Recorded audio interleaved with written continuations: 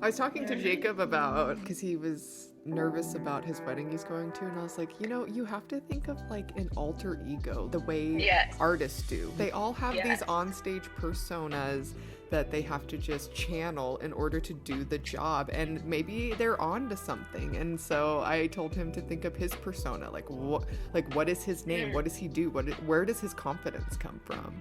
And then we found music that persona likes, that gets that persona pumped up. Yeah, so I think people should try this.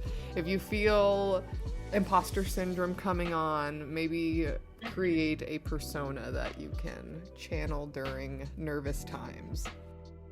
I'd like to also say something about imposter syndrome. If you don't have it, you're not stretching yourself. Like, we should actively go try to be out of our comfort zone. And so imposter syndrome is one of many feelings that you have when you're going out of your comfort zone, and you need to grow out of your comfort zone to grow.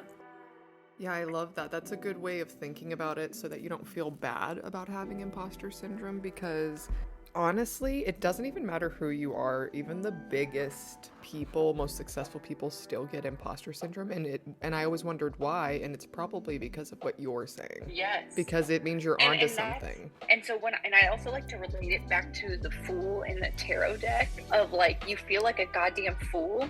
That's what imposter syndrome is. And like, it's the beginning of a new cycle. Of course you feel like a fool because you're about to go through the craziest shit to become this better thing. And it's just the tip of it. Feeling like a fool is just the tip. That's what's the crazy part of the ride, brother, is that the imposter syndrome is just the tip of it. And maybe feeling like a fool is part of the process.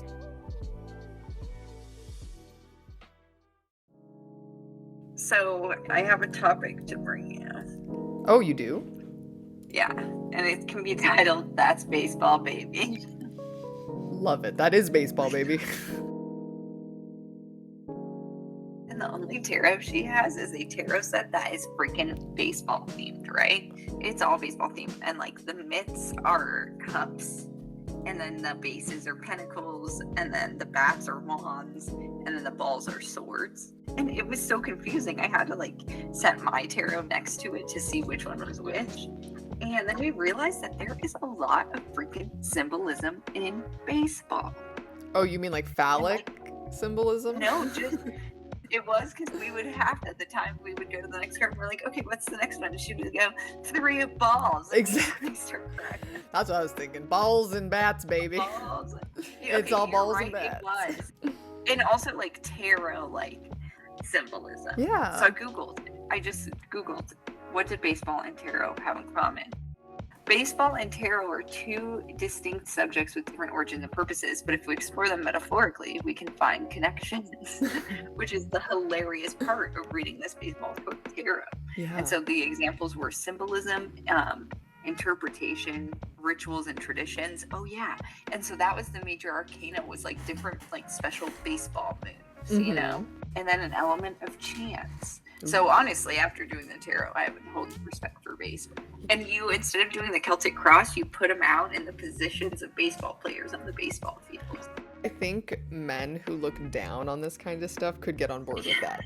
You know? That's exactly what my friend Victoria is doing. She's driving around the country, going to these NASCAR tracks. If you want to follow her, it's a lap around America. You follow her journey, and she's going around these tracks with these baseball cards, and she's giving these NASCAR fans tarot readings. That is so baseball funny. is bridging it. Oh, can you imagine? NASCAR could pay her to travel around to be their official mystic. Tarot reader. Yeah, their tarot reader.